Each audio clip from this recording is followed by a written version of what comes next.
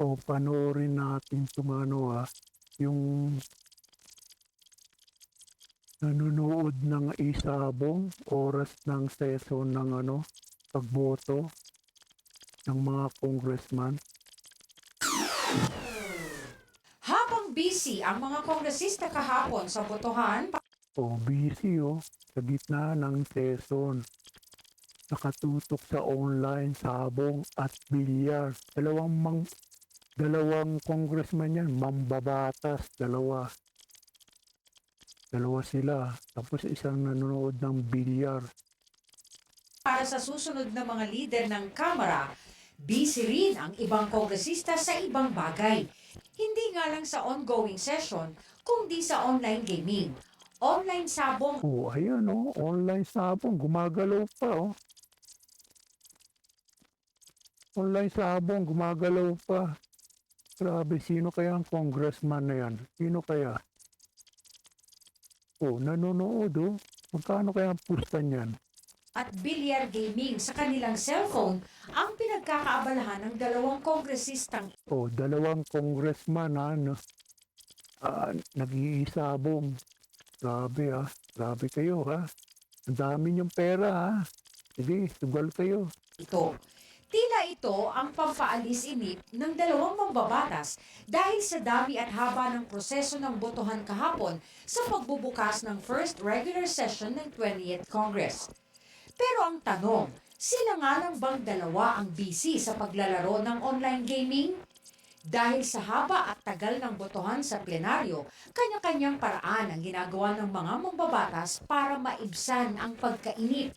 Ang iba ay nakukuhang makipag-usap sa katabi o sa mga bisita. Ang iba naman ay walang humpay na nakikipagkamayan sa mga kapwa mambabatas. Para sa iba ay pumupuslit naman mula sa plenaryo para magtungo sa kanilang opisina. Pero mas grabe to. Pumupuslit, pupunta doon sa opisina. Ano kaya gagawin sa opisina? Mukhang may something siguro gagawin. May mga magic. Tapos sasabihan yung secretary siguro yan o alalay niya. Tapos na yung session. Tawagan niyo ako babalik ako dyan. Upal talaga, no? At nagpapatawag na lang sa sandaling tapos na ang botohan. Para sa ibang kongresista, normal naman daw ang ganitong habit nila. Normal lang daw. Grabe talaga Naiinis lang ako. Grabe, normal lang daw. Normal lang daw Talaga kayo. Normal din ba yung mangurakot? Ang sabi ni BBM, mahiya kayo o walang hiya talaga.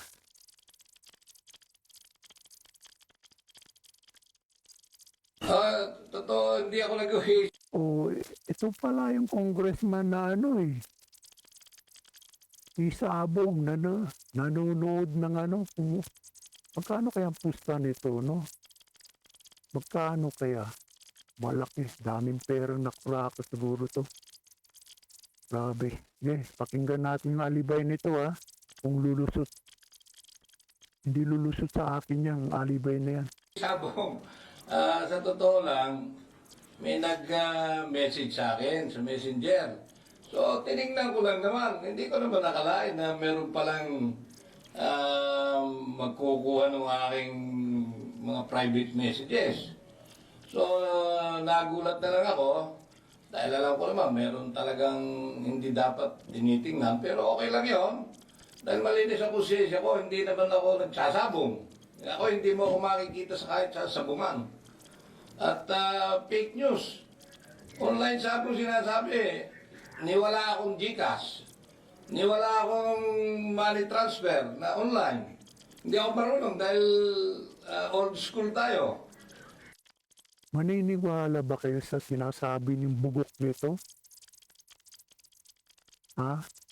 Hindi ako maniniwala diyan. Grabe ka Ang ganda ng mo alibay mo, style mo, bulok. Hindi nagsusugal. walang experience sa sugal. Wow, kayo mga congressman talaga kayo. Ha? Grabe kayo talaga. Ayaw pa aminin. Sino kaya yung isa pa? Hindi lumitaw yung isa eh. Yung isang nanonood din ng isabong eh. Pati yung ano, yung bilyar, nanonood ng bilyar sa oras ng session ng ano, Congress. Ang kakapal talaga, no? Oras ng trabaho. Sayang lang ang binabayad namin sa inyo.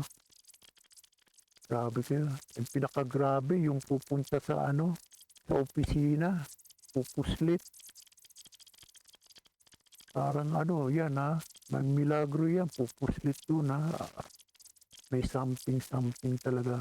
Tapos tatawagan pag tapos na yung ano, session. Tupal talaga kayo. Grabe kayo. Ano po ako dun sa nabanggit nyo kanina na lawmaker na nakita. So, panoorin naman natin tong banat ni ano, Erwin Tulfo sa mga nanood ng ano, isabong oras ng session ng Congress. Let's go. Banatan natin, Erwin.